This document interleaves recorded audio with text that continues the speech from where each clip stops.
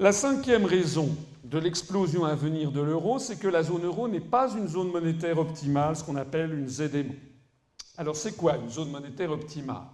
C'est un concept qui a été mis à jour par Robert Mundell, qui est un Américain, enfin un Canadien, qui a été prix Nobel d'économie en 1999. Prix Nobel, vous savez, c'est une exagération parce que c'est pas le prix Nobel vraiment d'économie. Alfred Nobel n'avait pas prévu de prix Nobel pour l'économie. Il avait prévu le prix Nobel pour la littérature, la paix, la chimie, la physique et la médecine. Donc le prix Nobel d'économie, c'est en fait un prix qui a été inventé dans les années 60 par la Banque de Suède, la Banque centrale de Suède, et qui est un prix en l'honneur d'Alfred Nobel. Donc c'est pas vraiment un prix Nobel, c'est un peu un détail, mais j'aime bien la précision. En tout cas, ça récompense un économiste qui a fait des travaux considérés comme très importants. Donc lui, là, avec son équipe de chercheurs, procédait un peu à ce que j'ai fait moi-même auparavant, c'est-à-dire une lecture historique de l'histoire monétaire du monde.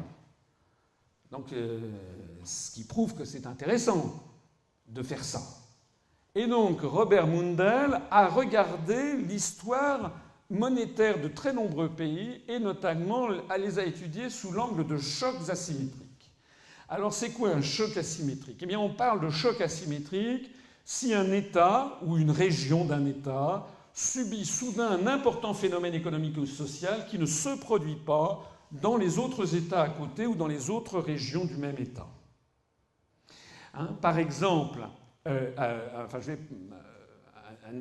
exemple, le Japon subit un tsunami donc l'année dernière, eh bien, il subit un choc asymétrique parce que ça va d'un seul coup occasionner des dépenses publiques considérables, il y a une désorganisation de l'économie, etc.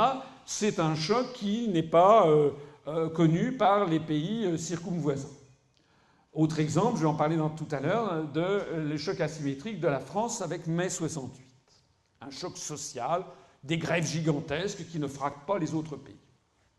Alors, Robert Mundell et ses élèves ont établi empiriquement, ça veut dire comme ce que j'ai fait moi-même, c'est-à-dire simplement en regardant ce qui s'est passé à chaque fois, comment ça s'est passé à chaque fois au cours de l'histoire.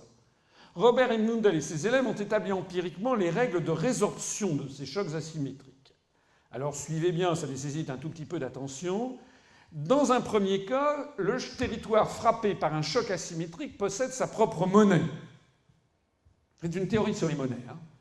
Un État subit un choc asymétrique et il a sa propre monnaie.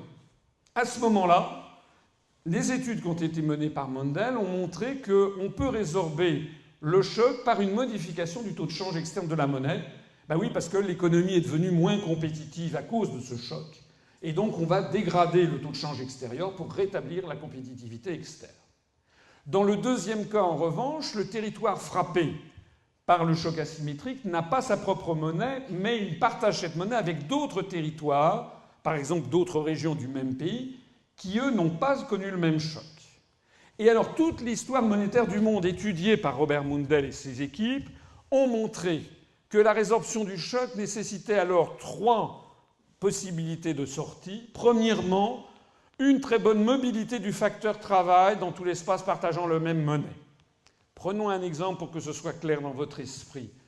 Imaginons par exemple aux États-Unis d'Amérique. Un choc asymétrique, c'est par exemple les sinistres industriels dans la région de Detroit, des Grands Lacs, avec par exemple la faillite des grands constructeurs automobiles comme Chrysler.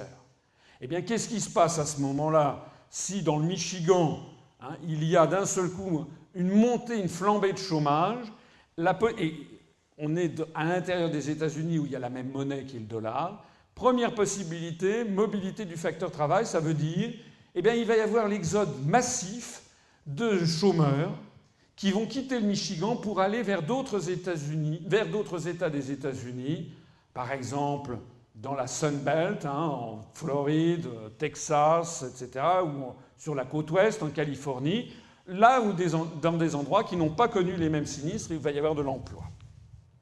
Deuxième solution, l'harmonisation salariale, fiscale et sociale entre les territoires partageant la même monnaie. Deuxième possibilité, on harmonise donc tous les salaires et les charges sociales. Et la troisième possibilité de règlement, ce sont des transferts financiers payés au sein de la zone monétaire par les contribuables des territoires non frappés au profit des populations des territoires victimes des chocs asymétriques. Par exemple, en France, il y a, mettons, un choc asymétrique, il y a, je ne sais pas moi, un sinistre industriel, il y a 1500 emplois perdus dans une région.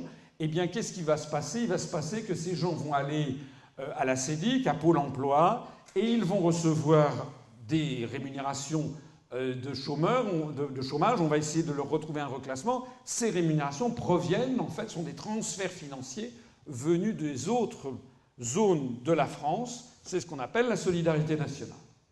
Donc, Robert Mundell dit, à ce moment-là, si l'une de ces trois caractéristiques est réglée et comment dirais-je, fonctionne, à ce moment-là, nous sommes dans une zone monétaire optimale.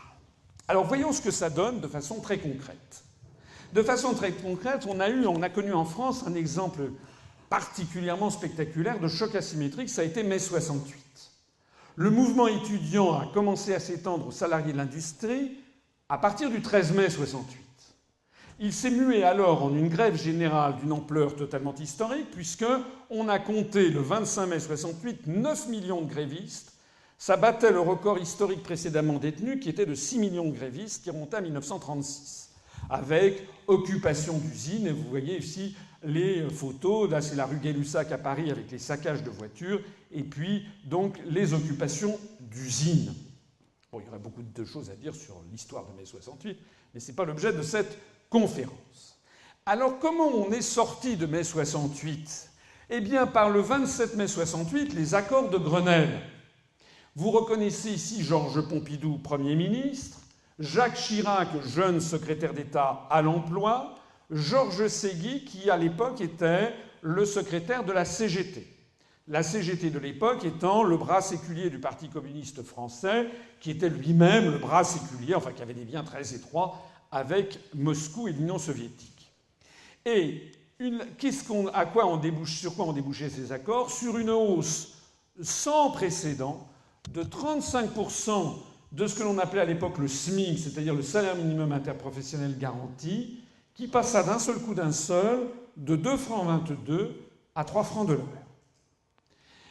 Ça a mené à une hausse en cascade des salaires au-dessus, parce que quand on augmentait les gens qui étaient au salaire minimum, évidemment, ceux qui étaient juste au-dessus devaient être eux aussi montés, sinon ils auraient été en dessous de ceux qui gagnaient le moins. Et donc, au total, ça a fait un effet d'aspirateur sur l'ensemble de la hiérarchie salariale, une hausse de 10% en moyenne de l'ensemble des salaires réels, ce qui est une hausse tout à fait spectaculaire. J'observe d'ailleurs, vous voyez que là c'est un titre de journal, Pompidou Banque, et on voit également ici lente tendance à la reprise, parce qu'en réalité, eh bien, ça a été d'ailleurs le début de la fin pour le Parti communiste, ça a commencé peut-être à ce moment-là, c'est qu'il y a eu un décalage par rapport à ce qu'attendait la population, notamment les ouvriers, qui ont considéré que c'était en partie une trahison de la part de la CGT. Enfin, peu importe. Il s'agissait d'un cas typique de choc asymétrique que subissait la France et que ne subissaient pas nos partenaires commerciaux. Parce que d'un seul coup, les ouvriers gagnaient 35% de plus, mais en Allemagne, ils ne gagnaient pas 35% de plus, c'était 0 de plus. Hein? En Suisse, en Italie, en Belgique, c'était 0 de plus. Donc la France connaissait un choc asymétrique. Et qu'est-ce qui s'est passé? Il s'est passé que, naturellement, l'augmentation considérable des salaires s'est traduite dans le prix de vente, que les prix de vente des produits français à l'exportation se sont mis à flamber. Ils ont augmenté de 10-15% pour tenir compte de l'augmentation salariale qui ne représente pas 100% du coût du produit, mais qui représente parfois 30% ou 35 ou 40% du coût du produit. Donc si vous avez une augmentation de 35% des salaires, ça veut dire une augmentation au bout du compte de 15% par exemple du prix de vente à l'exportation. Et donc on a vu se creuser le déficit commercial français. Et donc, on a vu apparaître un déficit de notre balance des paiements courants et le franc a commencé à être attaqué sur les marchés d'échange. Le résultat des courses, c'est qu'une fois que De Gaulle a quitté le pouvoir, le 8 août 1969, le gouvernement de Chaban-Delmas, Premier ministre de Georges Pompidou, devenu président de la République, a procédé à une dévaluation du franc de moins 11,1% en plein mois d'août. Et quelques semaines après, c'est le Deutsche Mark qui a été réévalué.